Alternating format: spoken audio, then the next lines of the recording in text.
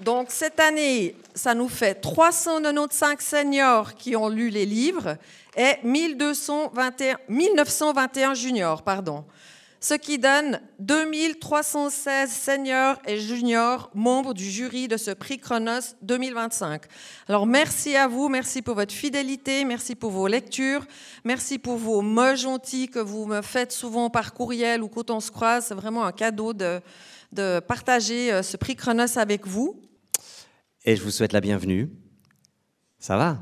Vous êtes bien concentrés, les enfants, bien silencieux. Tout à l'heure, vous pouvez prendre la parole et nous dire un peu ce que vous avez aimé, peut-être parfois un peu moins dans certains livres. Mais avant de découvrir ces livres et surtout de découvrir la lauréate, parce que ce qu'il y a de facile avec 4 livres écrits par 4 femmes, c'est qu'on peut déjà mettre au féminin dès le départ sans trahir quoi que ce soit. Donc ce sera bien une femme qui va gagner aujourd'hui. Mais laquelle, ça c'est le grand suspense. Et puis pour vous dire aussi qu'avant chaque livre, avant chaque discussion qu'on va partager entre juniors, seniors, on va vous proposer une improvisation qui sera au départ inspirée par le livre avec 2 improvisateurs de l'improvisation lausannoise. Bon, on va parler de ce livre que vous avez, j'imagine, pour la plupart lu. Ça va, moi j'ai l'habitude de faire avec 2 micros, j'en ai même 3 des fois en même temps. Alors, celui-ci, hein, on est d'accord? Et puis ce qui nous intéresse évidemment pendant ces quelques petites minutes, c'est de savoir ce qui vous a intéressé, ce que vous avez... Qui, chez les seniors, veut dire un mot sur ce livre, ce qui l'a touché, ce qui l'a intéressé? Vous pouvez prendre la... Faites pas semblant que je ne suis pas là, hein, parce qu'elles sont là, elles sont tournées de l'autre côté. S'il y en a de veuvets, vous prenez des risques. Hein. Alors, qui veut s'exprimer? Avec plaisir. Prenez le micro. Puis après, à partir de là, vous le passez où je vous dirai de le passer. D'accord? On y va? Oui. Alors, ce qui m'a le plus touchée, c'est de penser comment on peut encore faire quelque chose avec des personnes âgées et des jeunes. Qu'il y a un lien qui se crée soit par quand on fait un bricolage, une pièce de théâtre ou quelque chose qu'on partage avec les jeunes et qui amène de la joie dans un endroit comme les homes, etc. On t'écoute. Moi, j'ai bien aimé le caractère de la grand-maman. Grand-maman senior.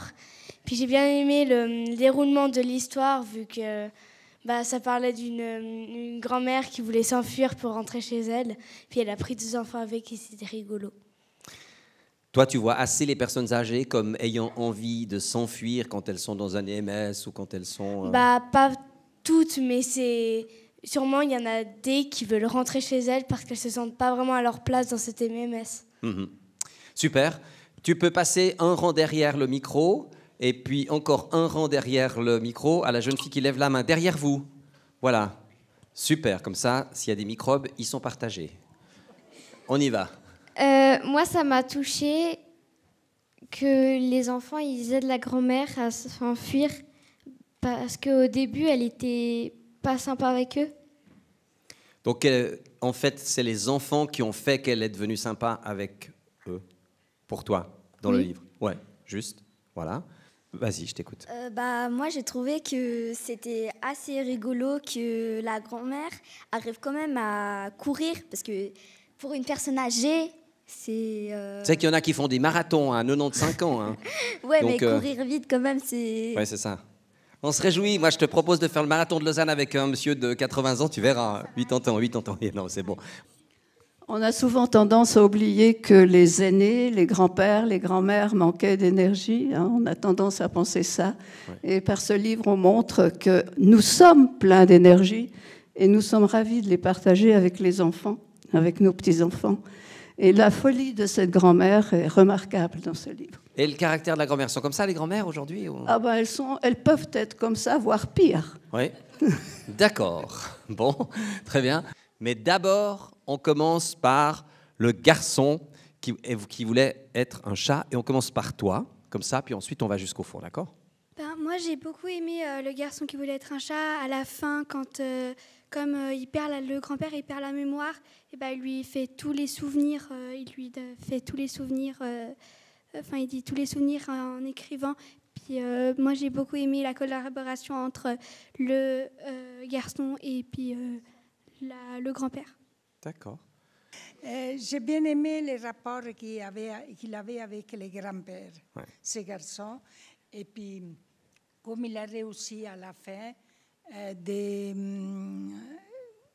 bien collaborer avec cet ami, avec sa sœur et tout ça, disons, il s'est bien sorti de tous ces problèmes. De ces difficultés, ouais. Oui. Moi, j'ai bien aimé le personnage de la sœur parce que je trouve que même si elle taquinait tout le temps son frère, eh ben, elle était assez sympa avec. Ouais, c'est bien de préciser ça aussi, hein, comme elle protégeait un peu aussi son frère, effectivement. Bon, alors maintenant, juste un mot sur Pomme Gratitude aussi. Est-ce qu'on repart d'ici, peut-être? On va repartir depuis là. Cette fois, est-ce que vous levez la main, vous allez vous démonter l'épaule, les filles, ça va aller. Je vais essayer de donner la parole à ceux qui n'ont pas déjà parlé. Tu vois de quel livre je veux parler, Pomme Gratitude, hein? Dis-moi ce que tu as aimé ou pas aimé dans le livre. Moi, j'ai bien aimé parce que c'est assez cool de parler des fois des difficultés des personnes âgées pour peut-être montrer au monde que ça peut exister et puis dans quelle situation ça met. Et du coup, c'est assez cool. Merci. Moi, j'ai bien aimé parce qu'à la fin, le grand-père, il aime sa petite fille et il se pardonne. Ouais. Le pardon. Et puis, devant, la jeune fille qui lève la main devant. Voilà, toi. Oui. Moi, en fait, j'ai bien aimé le caractère du grand-père. Ouais. Et en fait, à la fin, quand il a expliqué à la mère ce qui s'est passé, parce qu'en fait, la fille n'avait pas expliqué ce qui s'est passé à sa mère. Ouais, elle était punie et donc. Ouais. Et du coup, le grand-père, il a essayé de l'expliquer, mais il n'a pas réussi parce qu'il ne parle pas bien. Et c'était trop chou. C'était trop chou. Il faut encore qu'on parle du 4e livre dont on n'a pas encore parlé, qui est Vacances au chalet maudit. On va faire un petit tour d'horizon de ce que vous avez pensé de ce livre, puis ensuite je vous donnerai les résultats du vote. Ça vous va, hein? Alors, voilà, il y a des mains qui se lèvent partout. Alors, si vous êtes d'accord, on va commencer devant cette fois, et tu vas me dire pour ce livre. Moi, j'ai bien aimé le livre et je trouvais que ça m'a beaucoup marqué, en fait. De nos jours, maintenant, il faut toujours aller dans un endroit extraordinaire pour les vacances, alors qu'à la montagne, juste comme ça, c'est aussi super. Et du coup, je trouvais sympa de le rappeler dans les livres. On peut aller dans un chalet d'alpage plutôt qu'aux Maldives, c'est ça que tu voulais dire? Enfin, Maldives, c'est quoi, Maldives? Je prends cet exemple. Qu'est-ce que tu voulais dire? Moi, c'était mon livre préféré. Ouais. J'ai trouvé qu'il y avait de l'aventure, du suspense, que les personnages ils étaient cool et surtout que c'était un peu un changement de programme qui au départ plaisait pas trop aux enfants et pour finir ils sont super beaucoup amusés. Et il y avait une méchante dans l'histoire. Monsieur, je vous écoute avec plaisir. Bon, moi j'ai beaucoup aimé le chat, mais j'ai aussi aimé ce livre. Pourquoi? Parce que nos petits citadins là tout d'un coup ils se disent on retrouve la grand-mère, les vacances ça va être extraordinaire et tout d'un coup on dit non, faut partir avec il y a déjà la surprise à Genève, puis après il y a tout le périple pour arriver au fin fond du Valais, dans cette vallée extraordinaire qui a un tas de mystères. Et puis il traite de différents thèmes. Il y a le thème de la tricherie, puisqu'il y a la fameuse dame, je ne sais plus comment elle s'appelle, parce que bon, je suis aussi âgé, donc il y a des choses qui me manquent. Mais il retrouve la vallée, il y a un tas de péripéties, il y a le copain qui leur fait peur au départ. David, après, il y a l'amitié qui se crée. Ouais. Et puis, à la fin, il y a le livre extraordinaire quand tu as tout le village qui remonte pour venir reconstruire le chalet. Donc, j'ai beaucoup apprécié ce livre également. Merci beaucoup. Alors, maintenant, suspense. Baissez les mains, vous allez vous faire mal aux épaules. Tout à l'heure, vous allez pouvoir, parce qu'il y a l'auteur d'un des livres, l'auteur au féminin qui est là, donc vous pourrez lui poser des questions. Moi, j'ai les résultats ici. Alors moi, je sais ce qu'ont voté les seniors et ce qu'ont voté les juniors. Et les années précédentes, en fait, c'était très différent les votes, entre les votes seniors et les votes juniors. C'est-à-dire que les seniors votaient plutôt pour un livre et les juniors votaient plutôt pour un autre. Là, c'est quand même assez proche.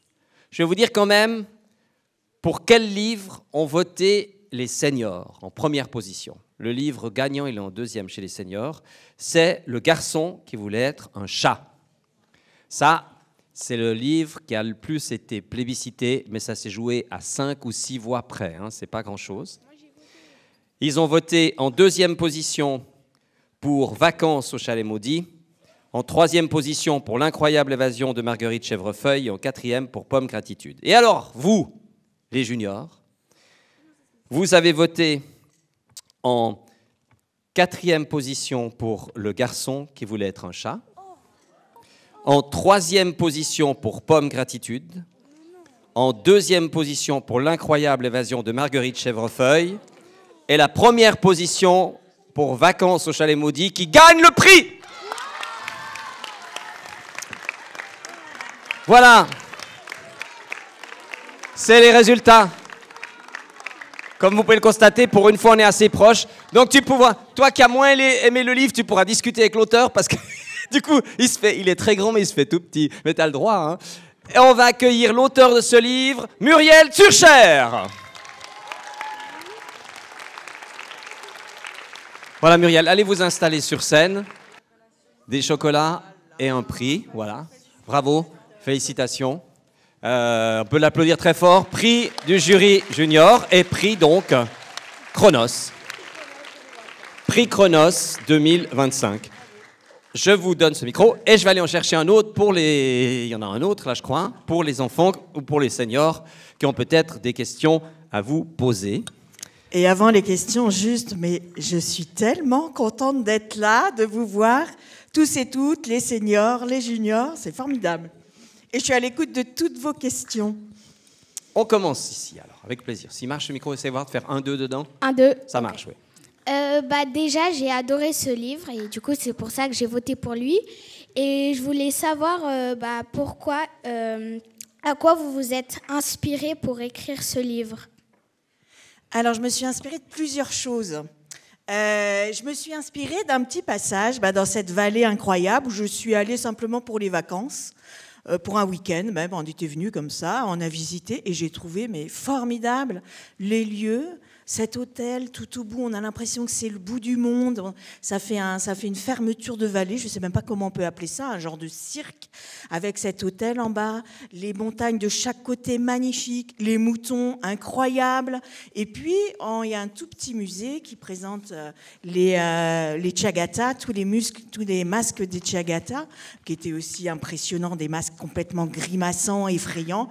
Tout ça, je me suis dit, mais il y a vraiment de quoi faire quelque chose là. Il y a vraiment de quoi mettre en scène beaucoup d'éléments dans une histoire.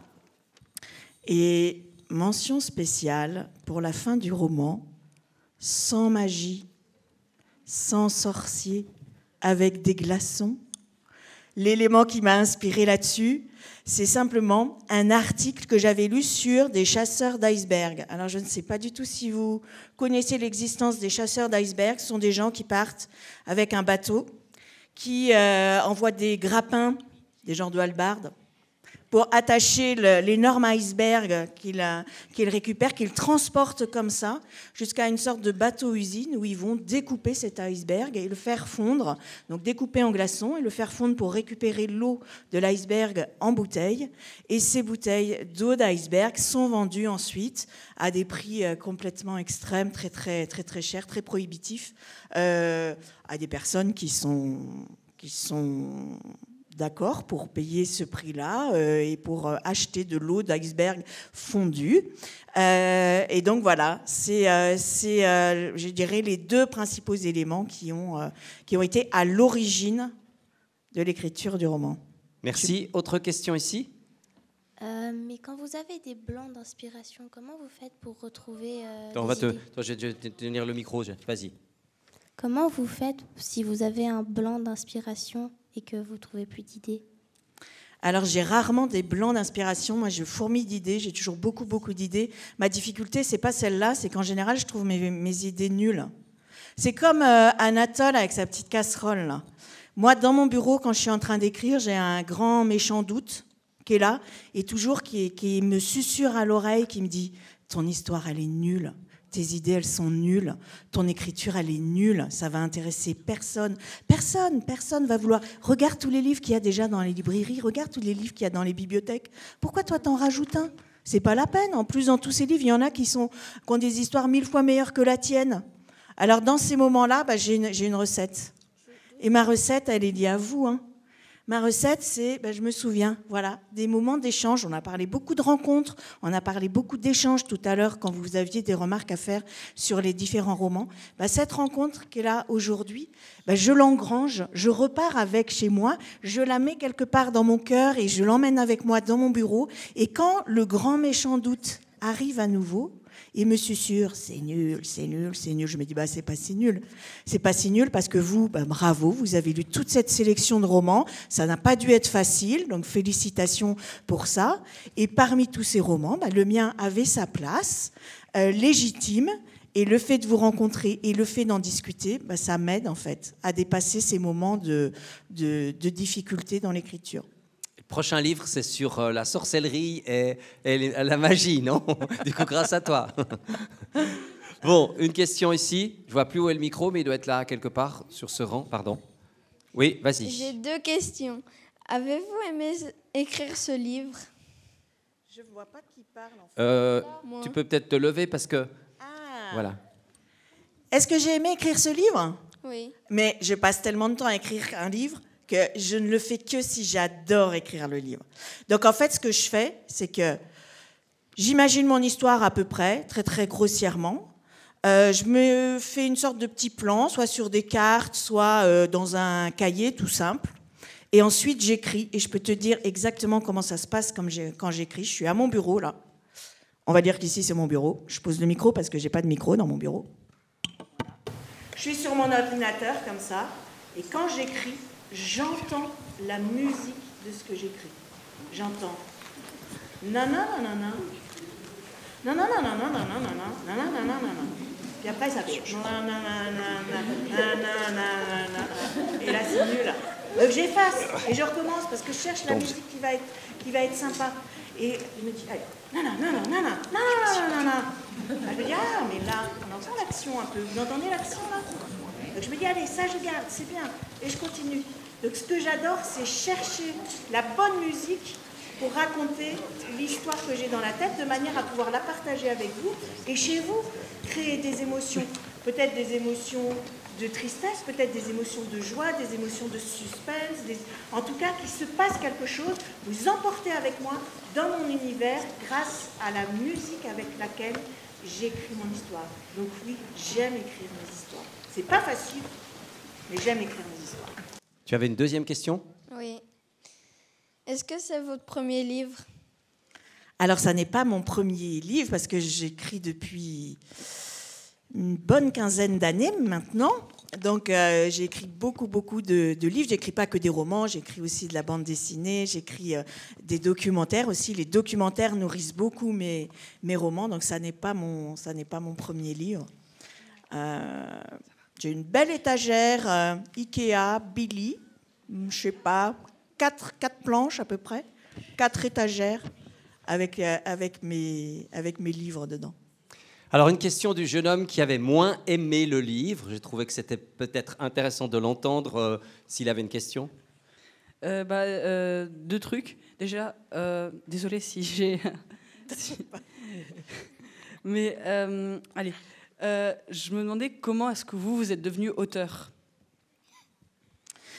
Alors déjà, moi je trouve super de pouvoir dire pourquoi on a aimé un livre et pourquoi on n'a pas aimé un livre. C'est super difficile. Moi j'ai beaucoup de mal. Et on ne peut pas avoir un livre qui plaît à tout le monde. C'est juste pas possible parce qu'on n'est pas tous pareils, parce qu'on n'a pas les mêmes goûts, on n'a pas la même vie, on n'a pas les mêmes expériences. Or un livre, ça fait résonner, ça fait un écho de ce qu'on a pu vivre avant. Donc c'est tout à fait normal que, d'ailleurs on le voit dans les votes, hein, tout le monde n'a pas aimé les mêmes livres, et heureusement, et c'est très bien, et ce qui est important, c'est que tous les livres puissent avoir leur place. C'est ça l'important. Et redis-moi ta question, parce que je l'ai oublié. Comment vous êtes devenu auteur? Je suis devenue autrice un peu par hasard. C'était à une période où je venais juste de déménager et j'avais pas de travail sur cette période-là. Et donc, je m'occupais de mes enfants. Mes enfants étaient petits, je les amenais à l'école. Mais la journée, je m'ennuyais.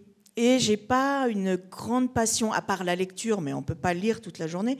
J'ai pas une autre grande passion. J'ai pas la passion de la cuisine, comme la personne qui a confondu le livre avec un livre de cuisine. Là, c'était marrant, ça. J'ai pas la passion, de l'astronomie, j'ai pas la passion des jeux vidéo, Et donc, je me suis dit, pour m'occuper, ce que je vais faire, c'est que je vais écrire une histoire, je vais l'envoyer dans un magazine, je sais pas si vous connaissez un peu Pomme d'Api, J'aime lire, ce genre de choses. Elle va être publiée, je serai super contente, je serai super fière, et puis voilà. Sauf que ça s'est pas passé comme ça. J'ai envoyé mon histoire et la personne du magazine n'en a pas voulu. Alors je me suis dit, je vais en écrire une autre, et elle en a toujours pas voulu. Et donc j'en ai écrit une troisième et elle n'en voulait toujours pas. Et donc j'étais un petit peu vexée et j'ai continué jusqu'à ce qu'elle craque et qu'elle m'appelle et qu'elle me dise, mais là, madame, vos histoires, ça va pas du tout. Et elle m'a donné des conseils pour en écrire une autre. Et là, vous connaissez le truc où on met le doigt là, dans la cage du lapin, et si c'est un lapin carnivore, il nous dévore comme ça jusqu'au bout du bras. C'est exactement ce qui s'est passé. J'avais mis le bout du doigt dans l'écriture. Et je suis partie, sauf que j'ai encore mes doigts, mes bras, et je suis vraiment heureuse maintenant de continuer à écrire. Merci. Il est où le micro? Parce que voilà, il est là. Tu voulais poser une question? Oui. Parle bien devant le micro. Oui. Est-ce que quelqu'un vous a aidé pour écrire ce livre? Merci. Et tu passerais le micro ensuite Oui, vas-y, allez-y, pas de problème. Alors, quand je suis dans mon bureau en train d'écrire, j'ai mon chat. Mais ils m'aident pas beaucoup. Et si je suis coincée à un moment, des fois ça m'arrive, des fois je me dis, le grand méchant doute est tellement puissant que je me dis, en fait, il vaudrait mieux que j'arrête et que je commence un autre projet. Dans ces cas-là, j'appelle ma copine autrice qui s'appelle Nathalie Sommers. Et je lui dis, Nathalie, ça va pas, j'y arrive pas, c'est affreux, mon personnage, il a pas l'air vrai, on dirait qu'il est pas vivant, c'est nul. Et elle me dit, envoie-moi ton manuscrit, envoie-moi l'histoire que tu es en train d'écrire, je vais la lire et moi je te dirai ce que j'en pense. Donc je fais ça, je lui envoie le manuscrit, elle le lit rapidement et là, elle me dit ce qu'elle en pense. Des fois, elle me dit, ouais, là, il y a un problème sur ton personnage, ou il y a un problème sur une cohérence. Et d'autres fois, elle me dit, mais non, mais c'est super, vas-y, continue, qu'est-ce que t'attends? Et elle, quand elle est bloquée, je fais pareil. Donc on s'entraide en fait. On est deux collègues autrices et nous nous entraidons pour pouvoir dépasser ces moments qui sont un petit peu plus difficiles dans l'écriture. Merci. Le micro, tu l'as toujours, jeune homme. Tu peux le passer derrière, voilà, jusque vers les jeunes filles qui lèvent la main. Si vous pouvez aider pour le passage du micro, ce serait cool, merci. Voilà. Non, à côté de vous, madame. Voilà, côté de vous, à votre gauche. Voilà. J'ai une question. Comment vous avez eu l'idée des prénoms des personnages ? Alors pour les prénoms, c'est toujours un casse-tête, donc je l'ai résolu maintenant. C'est que quand je fais des salons du livre ou quand je signe des dédicaces, il y a une personne qui vient acheter le livre et je mets son prénom dans le livre. Je dis ce livre est pour, je sais pas moi, quel prénom? Emma. Et je me dis, alors attends, Emma, alors 2 M, 1 M, est-ce qu'il y a un H? Je ne peux pas faire une faute d'orthographe dans le livre, ce ne serait pas sérieux. Donc je demande à la personne comment ça s'écrit, je l'écris sur un petit brouillon. Et ensuite, je recopie dans le livre bien au propre et sans erreur. Les brouillons, après, qui contiennent beaucoup de prénoms, je les garde. Donc j'ai une boîte entière à la maison de listes de prénoms. Et quand je cherche un prénom, je prends ma liste et je lis très vite tous les prénoms. Et à l'oreille, il y en a qui vont sonner je sais pas, bien. Je me dis, ouais, si, c'est ça. Mon perso, il peut s'appeler comme ça. Et souvent, j'en choisis 2 ou 3 pour chaque personnage. Ensuite, je vois comment ils vont ensemble. Si j'ai Emma, je vais pas prendre Emma, Anna, Mana, parce qu'à l'oreille, à l'œil, ce serait trop proche. Donc, si je prends Emma, je vais prendre quelque chose peut-être en I ou en Yel ou en... Voilà, de manière à ce qu'on puisse facilement différencier pour vous aider, vous aussi, à lire, qu'on puisse différencier les différents personnages. Alors, encore une question ici. Bonjour, je vous félicite. Et la question que je voulais poser, c'est quelle partie vous aimez le plus dans le livre que vous avez écrit? Merci pour tes félicitations. Alors moi, j'adore les chiens. J'ai un chat, mais en fait, j'adore les chiens. Parce que vous savez, les chiens, c'est compliqué. Il faut nourrir, les croquettes, le vétérinaire, les vacances, les promener, tout ça. Donc j'ai un chat, mais je suis quand même team chien. Le moment que j'ai préféré, c'est le sauvetage de David et de son chien campeur, qui tout à coup, suite à l'orage, se retrouve sur un bout de caillou au milieu du torrent. Il va être emporté. Et là, Papy Hans et Gabriel, Emma et Olivia arrivent. Et David va sauver son chien. Il a vraiment à cœur, en premier, de sauver son chien. J'ai une question. C'est quoi votre prix que vous avez gagné? Oui. Je suis dans le bon sens, là? Oh, c'est égal, le chocolat, ça se mange dans tous les sens. Là, ça y est, Ouais. j'y suis. Et des sous. Et ça, c'est super important pour moi. Parce que, alors, c'est pas que j'adore les sous, même si, bon.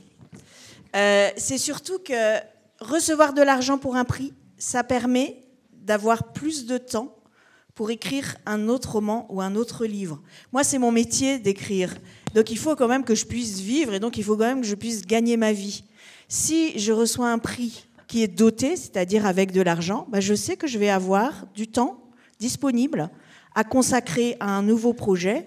Et ça, ça c'est très, très précieux parce que ça me permet de passer beaucoup plus de temps sur un roman que classiquement, je dirais.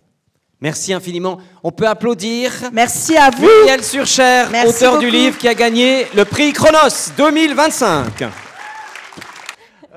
Pour cette dernière impro, nous, ce qui nous a marqué dans ce livre, c'est vraiment cette ambiance de montagne. Donc on aimerait bien imaginer avec vous une histoire qui se passerait comme ça dans la montagne. D'accord ? Déjà, pour cette histoire qui se passe dans la montagne, ce serait quoi? Ce serait à quelle période de l'année? C'est plutôt la montagne l'hiver, la montagne l'été, la nuit, le jour, il fait beau, il fait pas beau, juste qu'on ait un peu cette ambiance. Et ouais, toi avec le t-shirt rose, oui. Le printemps. Printemps, c'est la montagne au printemps. Dis-moi. Une licorne, une chèvre, dans un paysage aride de montagne, avec moi pour 3, 2, 1, impro. Ah. Enfin le printemps qui arrive. Oh, c'est une belle journée. Ah là là, l'hiver a été rude à ces altitudes. Il n'y a rien pour se protéger, juste cette maison en ruine qui m'a pas beaucoup... Ah! Qu'est-ce que c'est que cette chose? Ah, c'est une belle journée. C'est une belle journée aujourd'hui, vous ne trouvez pas? Ah, vous êtes un peu effrayé peut-être. Bonjour, enchantée. Je m'appelle Olivia, oui, c'est mon prénom. Enchantée. Olivia la licorne, voilà, c'est moi-même. Mais moi, je n'ai jamais vu un animal de ce type-là. Vous avez déjà vu ça, vous? Mais non. Mais enfin, pourtant, il y en a dans la montagne, vous savez. Alors moi, dans cette montagne, j'en ai vu des troupeaux. J'ai vu des vaches, j'ai vu des moutons, j'ai vu des troupeaux de chèvres comme moi, j'ai vu plein d'animaux, même des marmottes. Mais des choses comme ça, avec une corne ici et des queues en arc-en-ciel, jamais. Et pourtant, c'est très pratique, car on peut s'envoler, nous, les licornes. Donc, on n'est pas très embêtés par les obstacles de la montagne, tu vois. Là, par exemple, je me mets sur le toit de cette maison en ruine et hop, voilà. C'est pas plus difficile que ça, tu comprends? Vous pouvez vous envoler? Oui, je peux m'envoler, oui. Eh ben voilà, on rigole beaucoup moins, hein. Ça veut dire que vous avez déjà vu ce qui se passe derrière ce sommet, plus loin derrière la montagne, là où j'ai jamais pu aller? Oui, j'ai déjà vu ce qui s'y passe. Est-ce que tu veux qu'on aille découvrir? Mais qu'est-ce qui s'y passe? Regarde, suis-moi. Accroche-toi à mon dos. Mais je ne sais pas voler, moi. Eh bien, je te montre. Regarde, c'est pas compliqué. Oh là là. Ah, voilà. Tu vois, et derrière cette montagne, eh bien, c'est enneigé. Atterrissons doucement.